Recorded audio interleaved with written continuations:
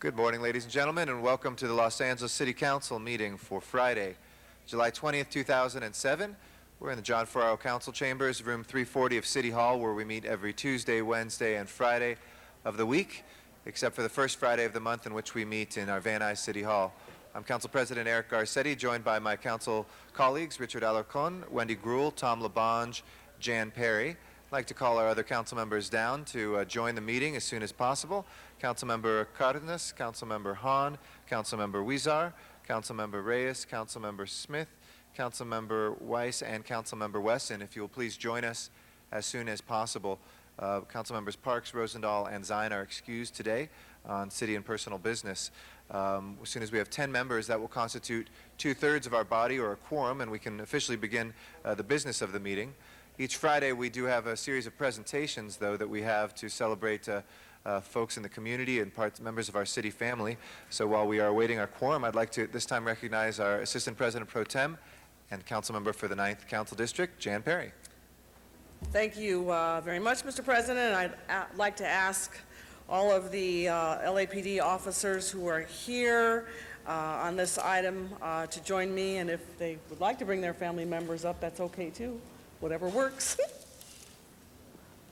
There's plenty of room for everybody.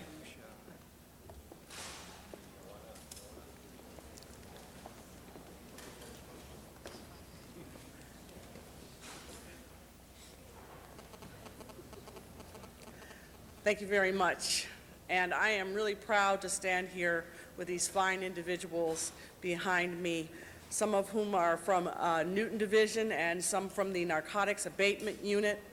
But all of the individuals here were instrumental in clearing an apartment complex that had been utilized by gang members as headquarters and a staging area for violent crimes, narcotics trafficking, gang violence, and other criminal activity for many, many years. The criminal activity surrounding these apartments was so severe that nearby Bethune Middle School regularly had to go into lockdown mode to protect students and faculty. Many of the children of Bethune were forced to use alternate routes when going home, at times going blocks out of their way in order to avoid this property. But thankfully, with the help of these fine individuals, the streets around this apartment complex are safe again. To rid this apartment complex of criminal activity, the officers were very creative and innovative and used tactics such as long-term surveillance techniques, high visibility patrol, undercover narcotics, and weapons stings. The bravery that these officers exhibited was astonishing, and they risked their own lives to keep this community safe for the families who live there. And I just wanted to say, you know, we've had some press conferences about this, but the folks behind me are the ones who did the hardcore, day-to-day, diligent work, and they are really, truly heroes. And I wanted to personally thank each one of them for their commitment to this project and to protect and serve the community. Because thanks to their hard work and the coordination with my office, with the city attorney, this nuisance property was shut down and actually knocked down. And we hope to be able to rebuild very soon a community that is truly grounded in serving a project to serve the community. A few months ago, as I said, we demolished a building, and the building, the site will serve as a first-time home buyers program at 69th and Main. But none of this would have been possible without the dedication of the individuals here today. And so I'm just very proud of them, and I wanted to thank, of course, I'm going to read their names because I think it's important just so that you know who they are. Captain Sean Kane, Lieutenant John Cooney, and Captain McNamara would have been here, but she's working. Sergeant Richard Duran, Sergeant Shannon Paulson, and of course, all the members of the narcotics abatement team. You give yourselves a big hand. And that would be Detective Stephen Frizzell, Detective Ronnie Walker, Officer David Williams, Officer Aaron Blackburn, Officer Pilar Depadi. Did I say that right? Okay. Officer James Newhouse, Officer Alicia Jordan. Did I miss anybody? Did I get everybody? I got everybody? All right, I don't want to miss anybody. Captain, would you like to say a few words? I'm honored to have been the area commanding officer of Newton when this happened. And as Councilmember Perry said, the work, 99% of the work, was from the individuals behind me. I'm up here getting the kudos, but the real work, the real effort to close this place down was a federal, state, and local operation, and it worked very well, and we hope to replicate it whenever we need to. Thank you. Thank you. And thank you again to all the fine people behind me here. Thank you. Thank you very much, Ms. Perry, and congratulations. Next, I'd like to recognize from the 4th Council District, the Honorable Tom LaBonge. Good job, officer. Thank you, sir. You're making a difference. Thank you, sir. How you doing? Thanks, sir.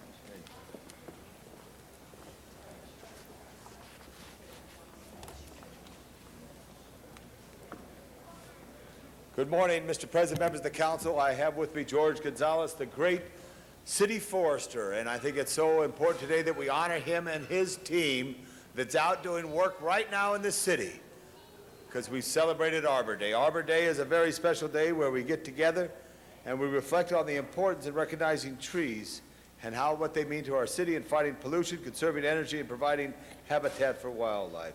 They enhance neighborhoods throughout the city. City of Los Angeles has recognized the value of thousands of specimen trees within our city limits and has consistently supported the planting and maintenance of over 680,000 trees.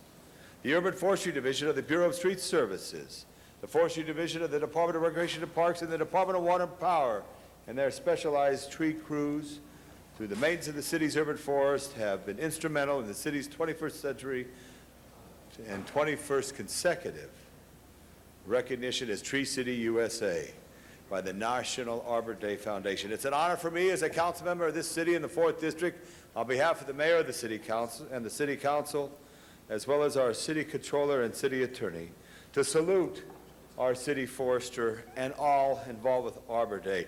And I ask you all to please salute George Gonzalez as a representative of all for Arbor Day.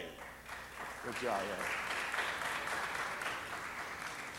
Good job. Say a few words. Thank you, council member, and thank you to the rest of the council. While I'm up here right now receiving this award, it's really all the men and women out there that are doing the work every day, from Public Works, Recreation and Parks, Department of Water and Power. They're the ones that really get it done. They're the ones that get your trees trimmed, the dead trees removed, and new trees planted. The other thing that makes today more exciting is that through the Million Trees Los Angeles, we planted nearly 100,000 trees in less than 10 months. That is unprecedented for any municipality. So again, it's an honor for me to be up here receiving this, and thank you all very much. Well, thank you very much. And Mr. President, I know you're a Rhodes Scholar, is that correct? So 1 million trees, how many trees do you have to plant in a year to get to 1 million trees? 1 if you million. want to do it in 8 years. In 8 years, I don't know about, what, we got 133,000? So we can make that goal. Good job, Mr. President. Thank you very much. Thank you. Thank you very much. Good job. Have a great day, everybody. Let's go plant a tree. I didn't get there because of math, Mr. LaBonge, but thanks for the question. Our last presentation is a very special presentation. I'd like to recognize this time the council member from the 7th District. Please welcome the Honorable Richard Alarcon. Hey, Richard. Well, what a pleasure it is for me to represent the City Council, because this presentation is really from all of us, and because Art LeBeau belongs to all of us. What a special, special person. And of course, this isn't the first time that he's been before the City Council, because back in 1981, Peggy Stevenson declared that it was Art LeBeau Day. And so today we are recognizing the 26th anniversary of Art LeBeau Day. And Art LeBeau is obviously based in Los Angeles since 1949, but really well known throughout the United States, has done some really amazing things. But most importantly for me, he has brought ethnic music and traditional non-ethnic music together under the banner of rock and roll. He was one of the first to recognize African-American artists in Los Angeles and promote their events in concert with other ethnic groups as well. He has really transcended cultural barriers by allowing us to listen to different kinds of music on the radio. But more than that, I think there are more, and this is something that I've been thinking about recently. I believe that he has played more music that has inspired the key song at wedding days than any other DJ in America, because more songs that he has played on the radio have ended up being the song that the married couple dances to, and I will probably do that next month as well. So he is truly a Los Angeles and American icon, and we are here to recognize him. I do want to mention a couple of things. Aside from the things we all know about the radio, he has been very proactive in the community with his Art LeBeau Foundation, providing scholarships to high schools at Wilson High School, Roosevelt High School, Lincoln, and Garfield. Obviously, he's been supportive of Homeboy Industries as well as Homegirl Cafe in Los Angeles. But he's also supported our animal life and supported the Wildlife Way Station and the Humane Society. He also was a tremendous innovator. When George Lucas was trying to capture the essence of the 50s with American Graffiti, it was Art LeBeau who engaged with George Lucas to find the way to license already hit songs for a movie. And prior to that, I don't think it had ever been done before. And now it is very commonplace to use hit music in movies. So this is not just somebody who has had an extensive career. Having started when I think he said he was 3 years old. I'm sticking with that story. In 1943, he actually had his first radio show and came to Los Angeles in 1949, and he will be on the air tonight. And so with that is indeed my esteemed pleasure. Oh, I have to mention this because there was a young lady who is one of your staffers. I apologize, having been here just recently, I don't know all the staff members. Oh, there she is. And I told Art, this is somebody who's very young, and the first thing that was told to me when I walked into City Council is, thank you so much for bringing Art LeBeau in to City Council. And that is truly a tribute to a man who, what was the saying that they said? From the womb to the tomb. He has more fans who qualify for that category than any other DJ in the history of America.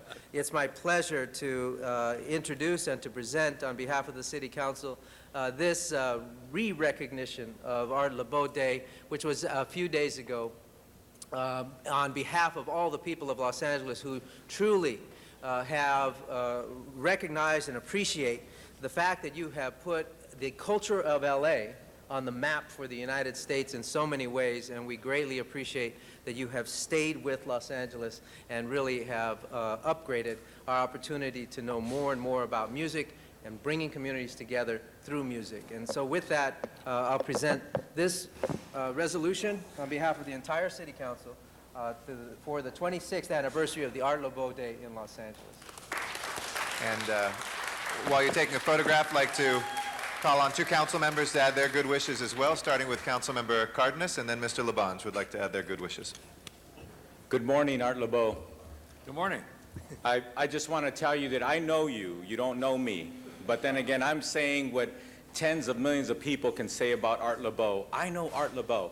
I just want to tell you for having your comforting voice and your comforting words on the radio.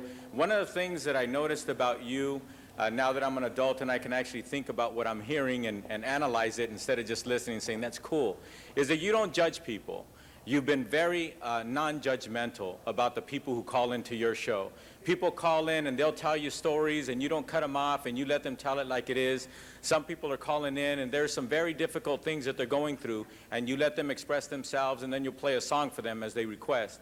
And I think that when you think about it, we all think that that's what all radio stations do, but they don't.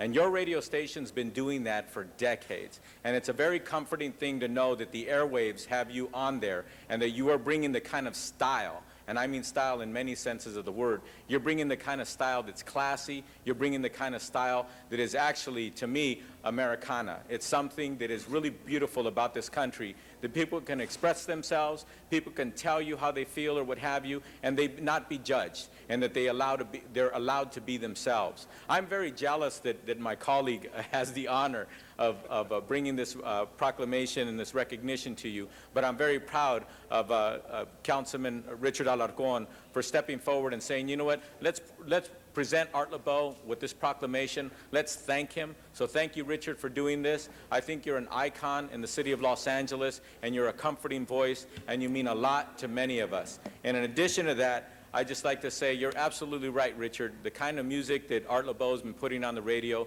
is, in fact, cutting edge. You don't think about it now because everybody probably recognizes most of the music that you have because you play oldies. You play stuff that I remember the first time I recognized music, it was probably on your radio station. I'm the youngest of 11, so I got to hear several generations of music before I got into buying my own music and understanding what it is that I'd like to hear. But I've been listening to you ever since, probably since I was in the womb, actually. I've been listening to you forever. I just want to take a little survey. Who here has heard of Art Laboe? Raise your hand. See, and you know what? If there were a pregnant woman in the room, there's probably a little baby in the womb trying to raise his hand. So thank you so much for meaning so much to all of us and bringing so much comfort to the people of Los Angeles and beyond. Thank you very much, Art. Mr. Labange. Mr. Cardenas, you're so right about coming from a large family. I have 7 brothers, and they're 6 or older. You lived through generations, and they used to listen to Art Laboe. But you're the one, Art. You're the very special one who's really united people. And wherever you lived in Los Angeles, if you dug music, if I could use that term, you dug Art Laboe and you connected. And I only wish they could do that today. I only wish they could have the dances in the gyms at the high school and the cruises down the streets without the challenges that we have now. I also want to thank the man over your left shoulder there, because you reenacted Richard Alarcon, Ritchie Valens Rec Center, and you brought that very important relationship to the community about people, because so much, and I only wish we had a grant there, Mr. President, to ask that Art Laboe would give us a little Los Angeles Music History Museum, because so much of it is not only just in our ears, but in the ears of people around the world came from the streets of Los Angeles, from the communities of Los Angeles. You're a superstar. You're an angel in the city of angels. You're an oldie but goodie. God love you, Art Laboe. I only wish I could hear Johnny and Santo and Sleepwalk right now, or Rosie in the originals.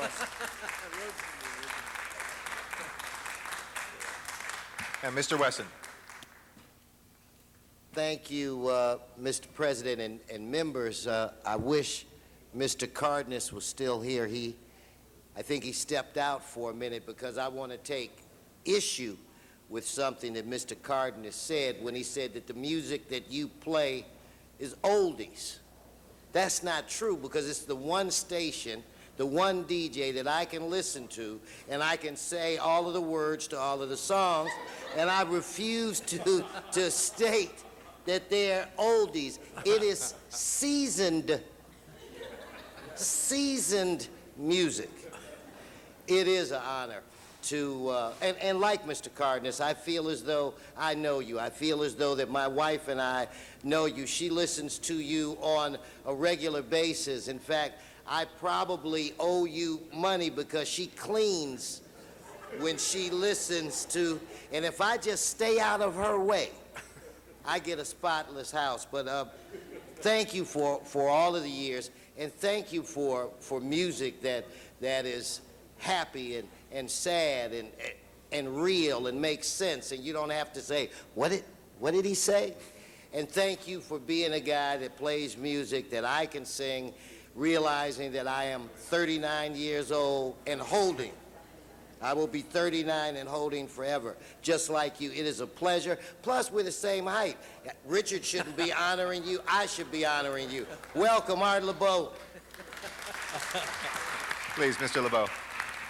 Well, thank you. Thank you very much, Councilman Wesson and Councilman Cardenas, who's here right now, Tom LaBonge, and of course, Richard Alarcon. And, you know, this is just a great honor for me. I see this has the signature of all the council members, so I'd like to thank everybody for having me here. I went to high school in L.A. I moved to Los Angeles when I was 9 years old. And actually, I'll give you my real age. I'm actually 81 right now. I'll be 82 next month. So I'm an oldie but goodie myself. It's all right to be old, but you want to be a goodie along with it, you know. So some of the members of the council I know already, and some I'm meeting today. So it's a great pleasure to be here. I'm not going to take up too much time. I'll be on the radio tonight. I'm 92.3 from 7 to midnight. Of course, I'll be talking about this wonderful day and to spend here this morning with all of you. And one more time, thank you very much, Councilman Alarcon, for this wonderful award. Members, an icon who has outlived the record, outlived the cassette, outlived 8-track or 4-track, and he's probably going to outlive CDs as well, and iTunes and everything else. So we owe a tremendous debt of gratitude. There's an old song that says, "You're mine, we belong together." I think he played it a few times. You are ours, and we do belong together. Thank you so much, Art LeBeau. Thank you very much. Thank you, Councilmember Alarcon, and thank you By the way, we have cake in the back to celebrate, so All right. members and staff and Thank you. guests. With that, Mr. Clerk, if you'll please call the roll. Alarcon, Cardenas, Gruel, Hahn, Weezer, Labange, Parks, Perry, Reyes, Rosendahl, Smith, Weiss, Weston, Zine, Garcetti. 10 members present and a quorum, Mr. President. Okay. First order of business, please. Approval of the minutes. Mr. Smith moves and Mr. Weiss seconds. Without objection, those will be approved. Next order of business. Commendatory resolutions for approval. Mr. Weezer moves, Mr. Labange seconds. Without objection, that too will be approved. Mr. President, do you wish to take public comment at this time? Let's run through the agenda first, and we'll return for public comment. On the regular agenda, items 1 through 12 are street lighting district items noticed for public hearing. Okay. Colleagues, we have 1 through 10, no speaker cards on those. It's actually 1 through 12, Mr. Sorry, 1 through President. 12. Anybody wishing to call any of those special? If not, let's go ahead and open the roll, close the roll, and tabulate the vote. 10 ayes. Since there are only 10 members, those will carry over 1 week. We'll look to reconsider those if we do get 12 members today. Next items, please. Items 13 through 17 are street lighting district items noticed for public hearing. The recommendation for council action is to continue the hearings and ordinances to August 3rd. Okay, let's go ahead then. If there's no objection, we'll continue those hearings till the 3rd of August. Next items, please. Items 18 through 41 are items for which public hearings have been held. There is a request to continue item 18 to August 15th. Okay. Is there any objection, colleagues, to continuing till August 15th, number 18? Seeing none, so ordered. Any specials, colleagues? Okay. Any specials, 19 through 41? Mr. Labange? Mr. President, number 39. I think they could either continue it for 30 days or we could amend it. Okay, so call 39 special. 39 will call special for Mr. Labange. 41. I think we have, I know there was a public hearing held previously, but I know we have a card on Okay. 41. We'll call that special. We'll call 41 special for Ms. Gruel. Any other specials, colleagues? If not, let's go ahead on the balance. Madam Clerk, please open the roll, close the roll, and tabulate the vote. 12 ayes. Those are approved. Next items, please. Items 42 through 54 are items for which public hearings have not been held. 10 votes are required for consideration. Okay, And there there's are no- cards on a number of those items. There's no objection to consideration. Those are before us. We have cards on 42. on 50, on 51, and I believe those are the only, Mr. President, there should be a 47, 47. and 47. My apologies. Are there specials? 42 is one I wanted to call special. Okay, we'll call that double special. Any other specials, colleagues? If not, can we please open the roll on the balance, close the roll, and tabulate the vote? 11 ayes. And let the record reflect there are no speaker cards for that, so we open and close the public hearing. If we can recess the regular meeting and call roll for the special meeting, please. Alarcon, Cardenas, Gruel, Hahn, Weezer, Labange, Parks, Perry, Reyes, Rosendahl, Smith, Weiss, Westenstein, Garcetti, 11 members present and a quorum, Mr. President. Okay, we have one item. One item, item 55, and that's an item for which public hearing has been held. Okay. Public hearing has been held. There are cards, but unless a member moves to reopen the public hearing, that has been satisfied in committee. Anybody wishing to call 55 special? If not, let's go ahead and open the roll, close the roll, and tabulate the vote. 11 ayes. Will carry over 1 week unless we get 12 members today. Okay. Yep. So a lot of people came down. This is the smoking ban, just in public parks. If one more member comes in, it could be passed today. Is that correct, Right, that Mr. is President? correct. And If we are not, it will be expecting held 12 over 1 members. week. Okay. Thank great. you. Thank you. Wait, before you do that, ask all the people who came down to support the smoking ban, please rise. Give them a little love right there. Thank you very much. Thank you. If we can return to the regular meeting, and we'll take up public comment at this time. I'd like to welcome John Greenwood to be our first speaker. John Greenwood, if you'd like to come forward for general public comment, the chair of our Prop Q Citizen Oversight Committee.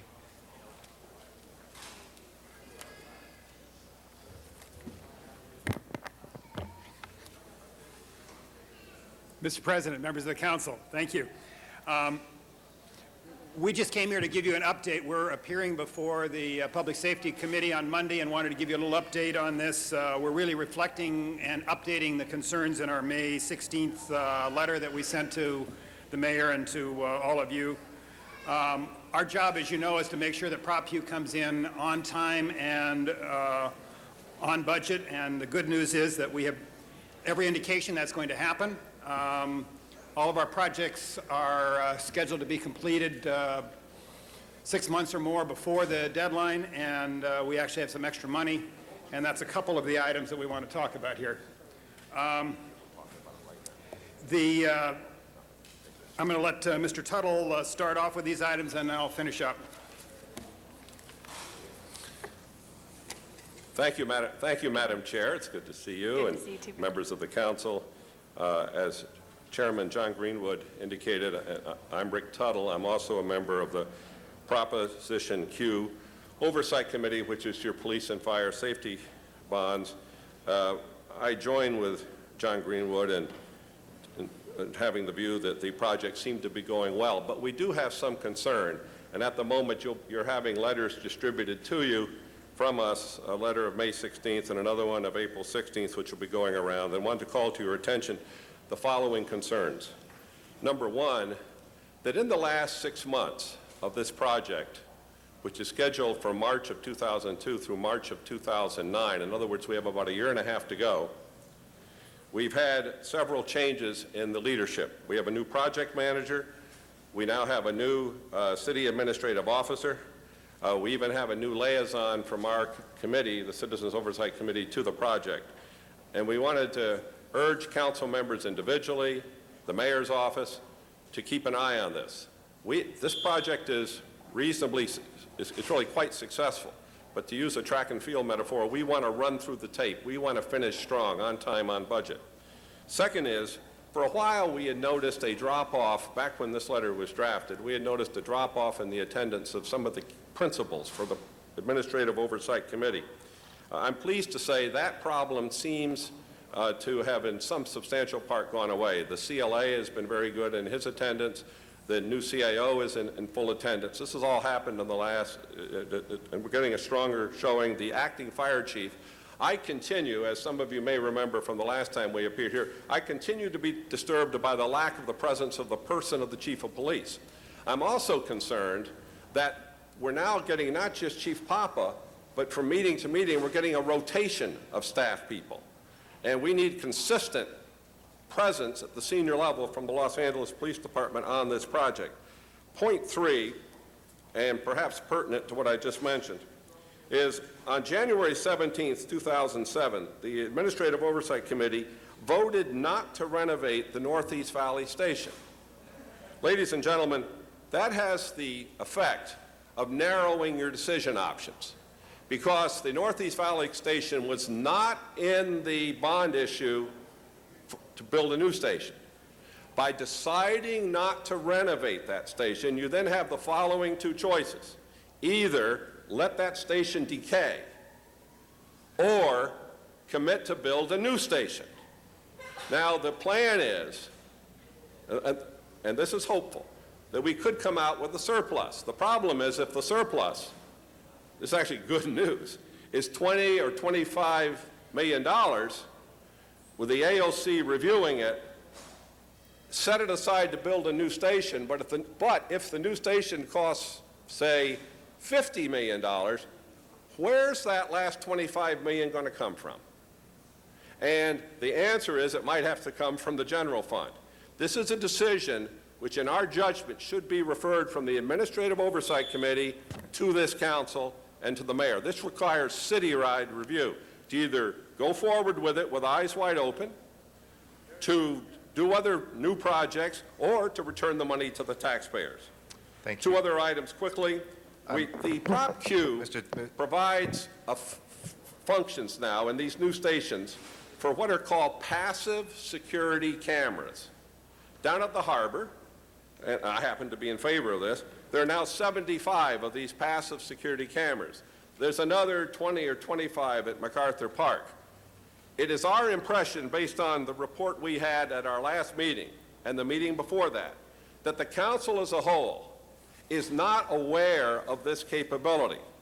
We believe, and we're pleased to see Councilman Dennis Sine has now put a proposal in to do this. We've urged this to happen, but I wanted to call it to your attention, that if we're going to become a city with 200, 300, 400, 500, 1,000, we're already at 100, passive security cameras in parks and other places, that's a decision this government should make in a democracy.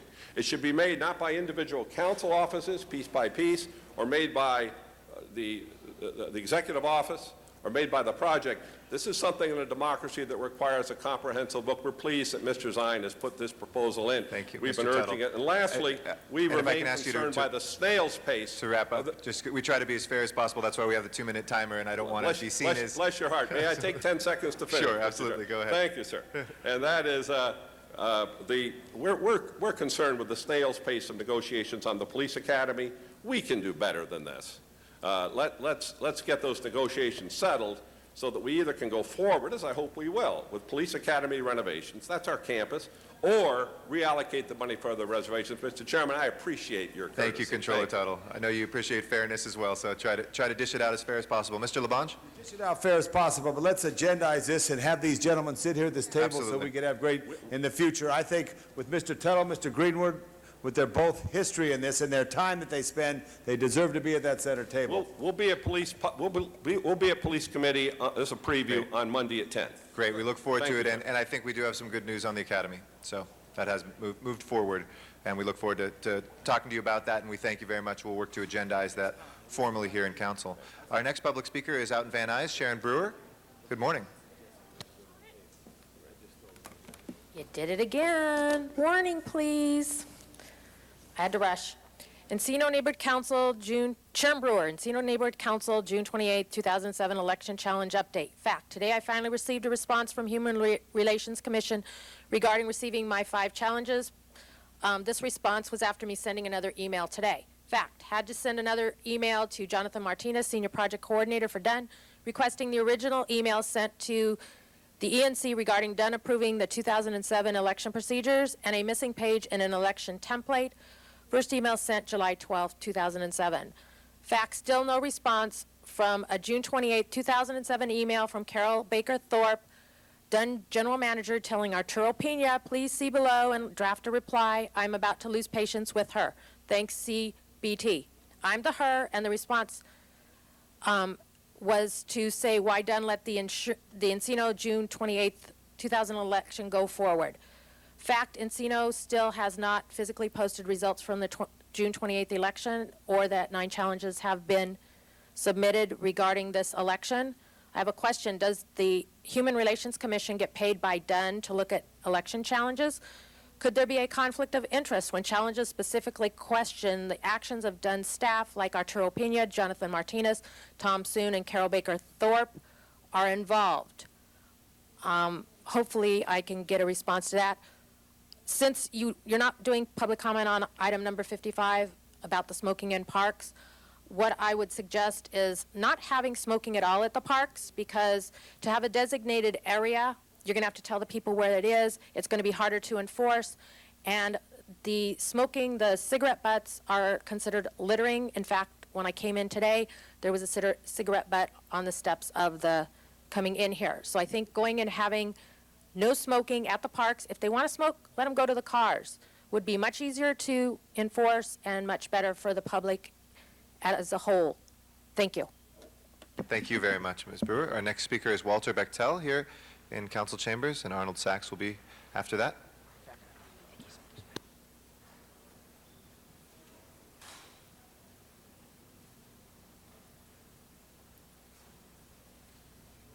I just wanted to continue on with what I was saying before.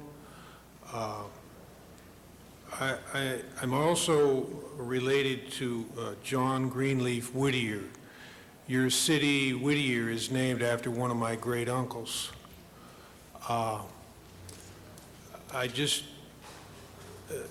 Last Wednesday, I was attacked in one of your train stations, and 7 sheriff's deputies came out and laughed at me. If you people don't appreciate us in your city, my people also brought you the dam that you drink water from and your electricity. May I invite you to please go over to the Mulholland Dam that you want to honor Mr. Mulholland so much with, and you take a drink there from that. If you want to send people out to beat up on us with a belt, I was beaten with a belt continually by a black youth, and I was told by the sheriff's deputies this is not a racially motivated crime. If you don't appreciate us, then go and use these other things that you think are so important. Go drink from Mulholland's Dam. But when your cup is full of mud and dirt, don't come back to us. Thank you, Mr. Bechtel. Our next speaker is Arnold Sachs. After that, we'll go to Nganji Chase Siame.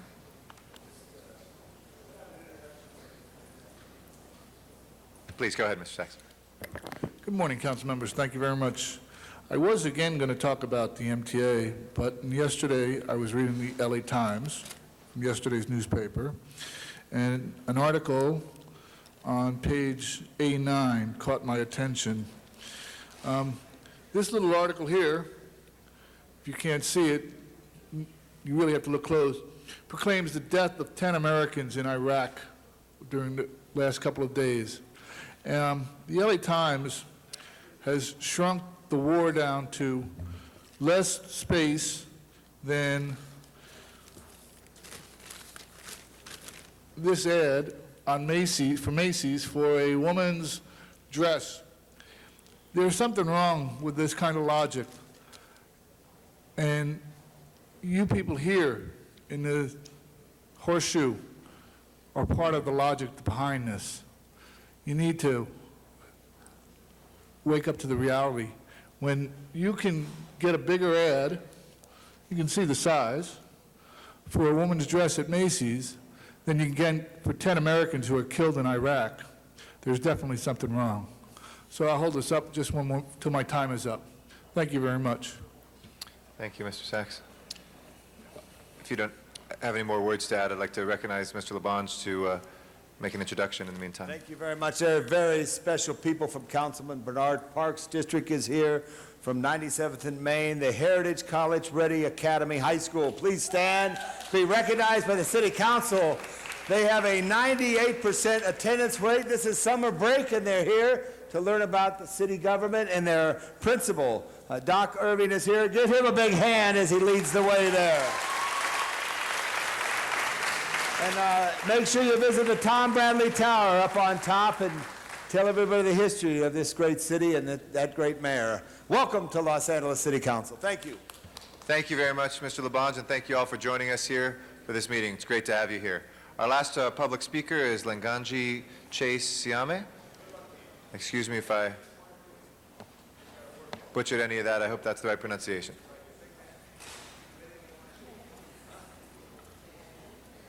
Good morning. Hello, good morning. Thank you for giving me this opportunity to speak before your council. I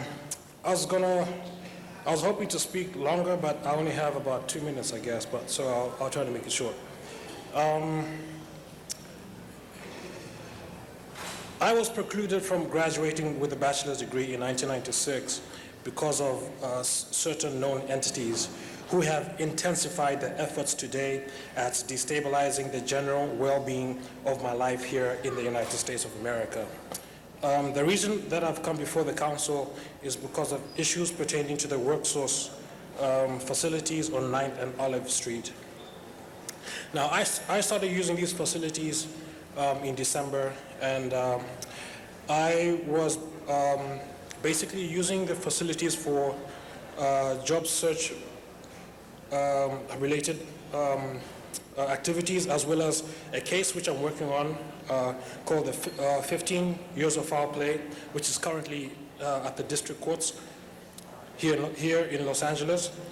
And this case is related to the reason why I was precluded from graduating with a bachelor's degree in 1996. Now, I need these facilities at the WorkSource Center so that I can produce work for the case. But I have been stopped, or I have been told not to use the facilities on 9th and Olive for other activities,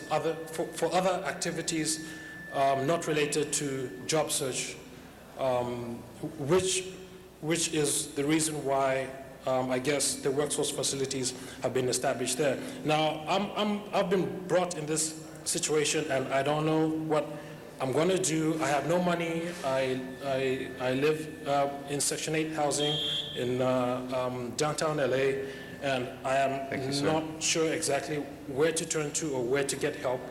And I really need to get this case heard in court because of these particular issues. Thank you. We appreciate your comments today. Okay. Thank you very much. That closes our general public comment for today. If we can please take up the first item called special, 39, I believe. That would be item 39, and that was called special by Councilmember Labange. Mr. Labange, we have item number 39 before us, which is on landscaping for the coming fiscal year with Rec and Parks. Thank you very much, Mr. President. We tried to work it out. We didn't continue at 30 days. Okay. All right, if there's no objection, we'll go ahead and continue that till August 20. Mr. President, that would actually end up in the recess. Do you wish to do it for Friday the 17th, August 17th? Yes, let's do it till August 17th, that Friday before. Is that okay? August 17th, great. All right, so ordered. We're going to hold 41 and 42 on the table for Ms. Gruhl for a moment, and we can take up items, Ms. Brewer, if you'd like some notice. We're going to take up 3 items together, items 47, 50, and 51. We'll afford you 5 minutes to speak about each of those together at this time. We can go to Van Nuys for the remote. There we go. Thank you for the warning. I figured I would do 47 and 51 because they're special event, have to do with special events. Number 47, we have 13, there's special event fee waivers. We have 13 total, 10 with amounts, $29,322.26, 3 with reimbursements. Number 48, which is a special event, adds another $6,340, making a total of $35,662.26 for special fee waivers today. Number 51 had to do with going and putting in wording for a department to do something after the event has happened. And again, you can't really do that. With regards to number 50, that is a rewards motion, and my concern is, why is the city offering a reward for burglaries that are happening at private houses that are related to their personal property, and that I'm sure that they have insurance to cover? And I don't really think that the city money should be used for, again, the rewards for the losses to the private sector. I understand you want people to take and give information, but I think that that should be the job of the insurance companies and the people that have been burglarized to provide that money, and not the city. And thank you. I'm done. Thank you very much, Ms. Brewer. Appreciate your comments today. On those 3 items, if we can please open the roll, close the roll, and tabulate the vote. 10 eyes. Those are approved. That leaves us, I know Ms. Gruhl wanted to reopen the public hearing on item number 41. That's all that we have left before us. So why don't we go ahead and do that right now? Shiraz Tangri, excuse me, will be our first speaker. And after that is Maria Mejia. If I can ask council members, this is a fair hearing matter. It's a fair hearing matter for us. Go ahead, please. Actually, Mr. President, I think the council office is asking for a brief delay. We only have these items left, so we can continue them to another date, or we can do the public hearing right now. That's fine. I'm here on behalf of the applicant. We are in favor of the proposal, obviously. We believe the city made the correct decision. The city complied with all laws, including the California Environmental Quality Act. We believe all the environmental impacts of the project were properly assessed, mitigated where appropriate. We believe the city made the correct decision in determining where the traffic access should be based on public safety concerns primarily, and balancing those concerns with the impacts and concerns that were raised by the surrounding residents. We strongly suggest that the project go forward and provide new housing that's very critical in this part of town. Thank you. Thank you very much. Maria Mejia is next. Amy Walsh will be after that. Good morning, honorable council members. My name is Maria Mejia, attorney on behalf of Lisa Seidman, acting on behalf of 40 concerned constituents.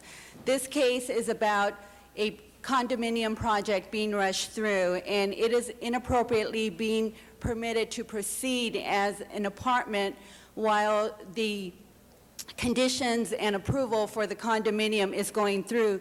This is a failure to proceed in the manner required by law and is an abuse of discretion. Here there is a significant impact to traffic, and the residents have provided a fair argument as to traffic, as to several other issues. The residents have hired a geological expert who disagrees with the city's expert and the project applicant's expert. When experts disagree, under CEQA, an EIR is required.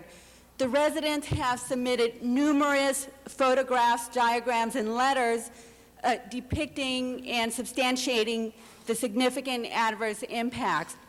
The South Valley Area Planning Commission moved access off of Fulton Avenue to the alley because they recognize that a substantial adverse impact exists as to traffic.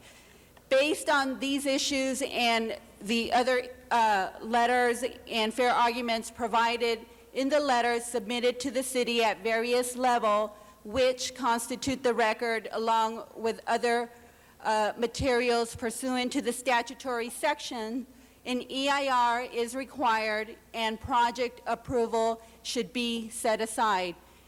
Based on the record and statements submitted to the city, I urge you to set aside project approval and require an EIR for this project. Thank you for your time. Thank you, Ms. Mejia. We appreciate your comments. Amy Walsh is our final speaker on this. Good morning. I'm Amy Walsh. I'm a resident for 22 years on Nagel Avenue, and would like to say that our neighborhood is a unique neighborhood. We are bounded, and I have a map that I think you will have difficulty reading, but we are bounded on the north by the freeway. We are on the south by the LA River. There are 3 points of access, two from Fulton and one from Woodman. As a result, we end up having a lot of traffic that cuts through going to Woodman Avenue. The proposed building it's fine. We'll put the access, they were saying, onto the alley as being safer. It's not safer. It will direct more traffic through the alley.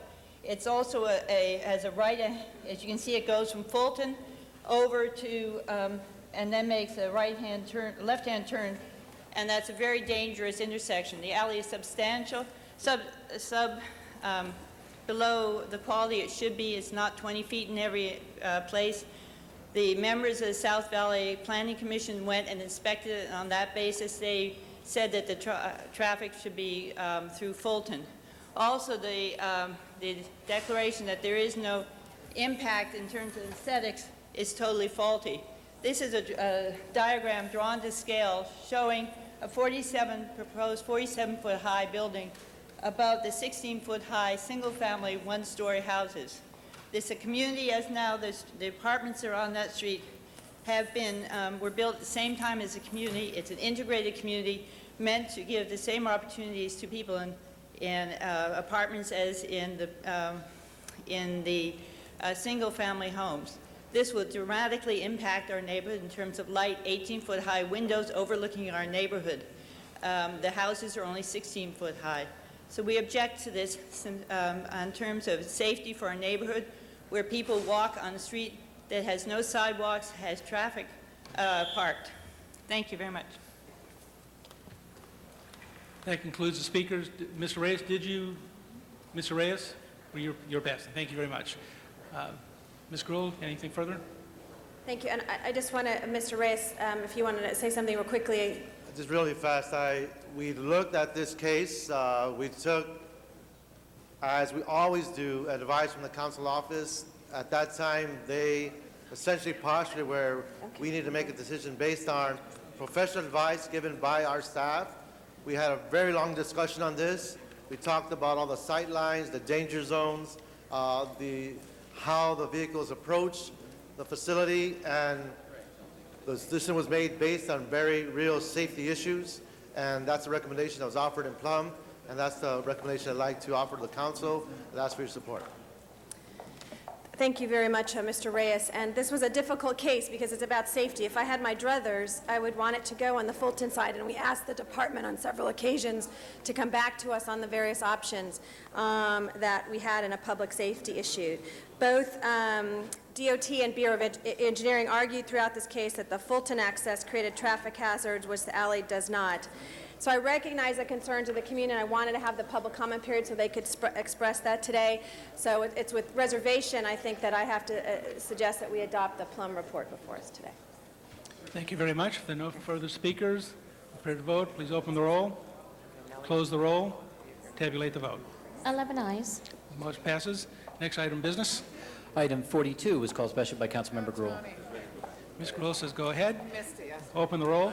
I'm sorry, there is public speaker cards. Sorry, one moment. It's unbelievable. Item 42 is not speaking. Thank you very much. And we will vote. Mr. Labange. 42 is done? Thank you. All Good. right. Point of information, on item 55, we're going to continue it because it didn't have the 12 votes. What happens on that? Let us finish 42, and then you can I'm sorry. request 40. Okay. Well, let's open the roll on 42, close the roll, tabulate the vote. 11 ayes. Mr. Labange. Mr. President, on that item, since that is an ordinance, that will go over 1 week to next Friday. Very good. Very good. On 55? On 55, that would be the same thing. It would go over 1 week. Could it go over to the 1st of August instead? If council... As the committee chair, or does it have to go 7 days? Continue it to the 1st of August. Is that good, Mr. Clerk? Thank you. It's continued to the 1st of August. Thank you. We'll pass it then. Thank you, Mr. Labange. Next order of business. Mr. President, just for clarification on that, on item 55, was that a request to reconsider the item and then continue it, or just for the ordinance to the second? Thank you. Okay. Next order of business. I believe there is a request to reconsider an item. Mr. Wesson? President, thank you. I'd like to ask for reconsideration on item 44 so that I can send it back to HCD. Thank you, Mr. Wesson. Motion to reconsider. Open the roll. Close the roll. Tabulate the vote. 11 ayes. The motion is reconsidered. Mr. Clerk? That was on the reconsideration, and this is to send it back to committee. Without objections, refer back to committee. Next order of business. Council has motions for posting and referral. Motions are posted and referred. There are excuses on the desk. Councilmember Cardenas requests to be excused Friday, July 27th, to leave at 1 o'clock, and Friday, August 10th, both for city business. A motion is required. Okay, moved by Mr. Wesson. Councilmember Weezer requests to be excused September 28th to arrive at 11:30 on October 2nd, both for city business. That meets council policy. Mr. Weezer is excused. Councilmember Reyes requests to be excused the 2nd, 3rd, and 4th Wednesdays of the month for city business. That meets council policy. Mr. Reyes is excused.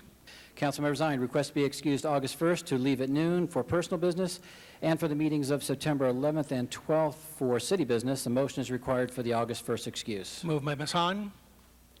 Councilmember LeBon requests to be excused Friday, August 10th for personal business. A motion is required. Moved by Mr. Weezer. Mrs. LeBon is excused. Councilmember Hahn requests to be excused August 15th to leave at 11 a.m. for city business. That meets council policy.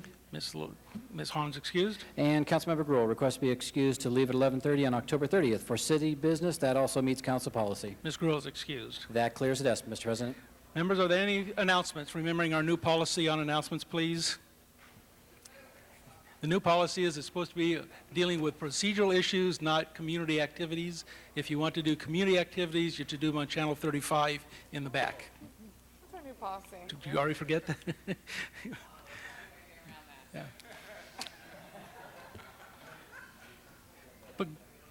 But I'm feeling good today. We're early. Go ahead. We'll reinforce that with a directive from the president next week. Yeah, we've got time. Go ahead, Ms. Hahn. Okay. Any other announcements? No announcements? Are there any adjourning motions? Yes. Please rise for adjourning motions.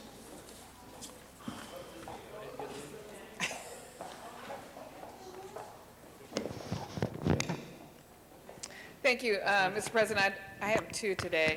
The first one, I'm really am so sad. My really good friend, Ernest Hamilton, passed away, and many of you should remember Ernest Hamilton. He was my high school friend. He ended up being a quadriplegic. He came to the council chambers many times to address us on various issues. I've known him since we were high school students together at Lutheran High School. Ernie was a star athlete in high school. He lettered in track, in baseball, in basketball. He was editor of our sports, of the sports section of our high school newspaper. He went to Vietnam after he graduated from high school and defended our country there.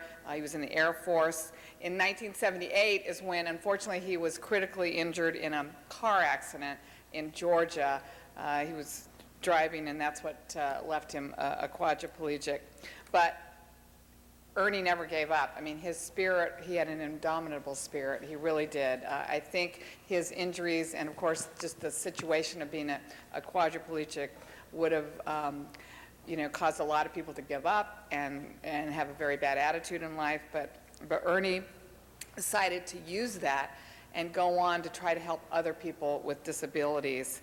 In 1990, he received a BA in Human Services from Cal State Dominguez. In the 90s, he became Executive Director of Personal Care Technology, which was a nonprofit organization that was in Compton and, again, helped people with disabilities find the services that they needed. He hosted a cable TV show called The Beat Goes On. And then Ernie became a playwright. And Ernie wrote and produced a play called There Is Help in Gimp City.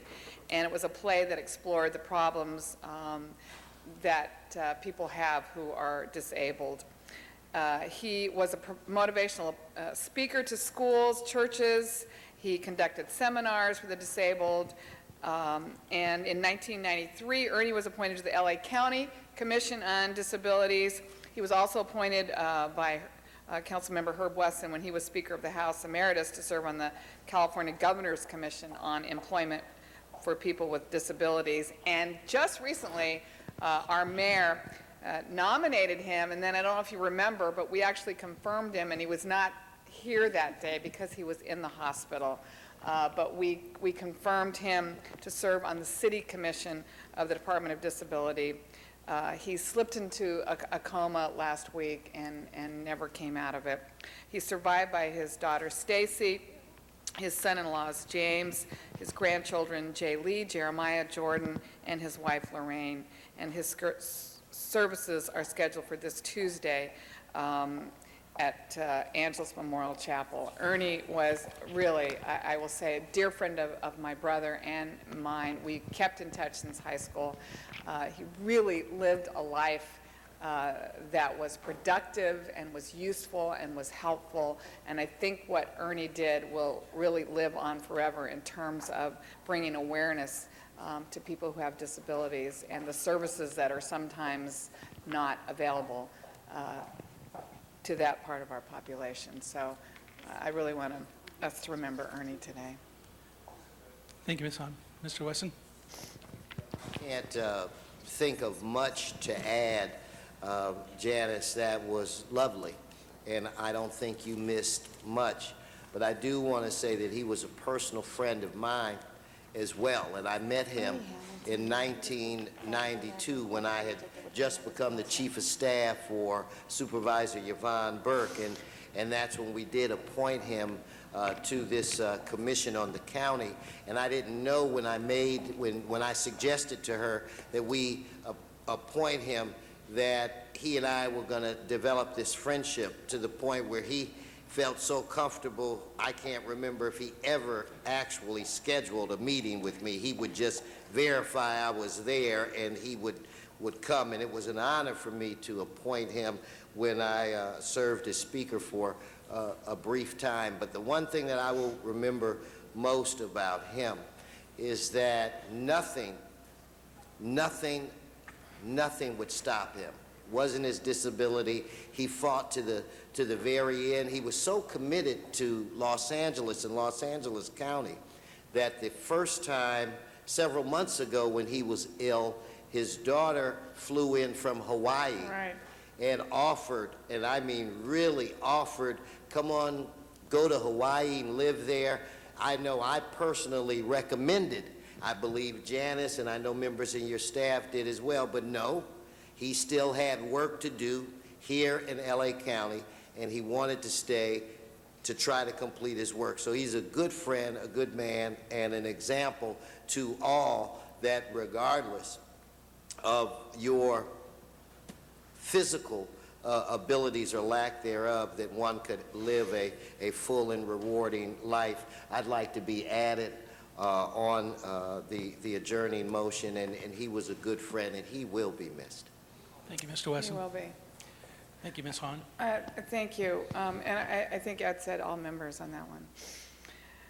And then my second cousin, Allison Selleck Jones, just passed away. She was only 42.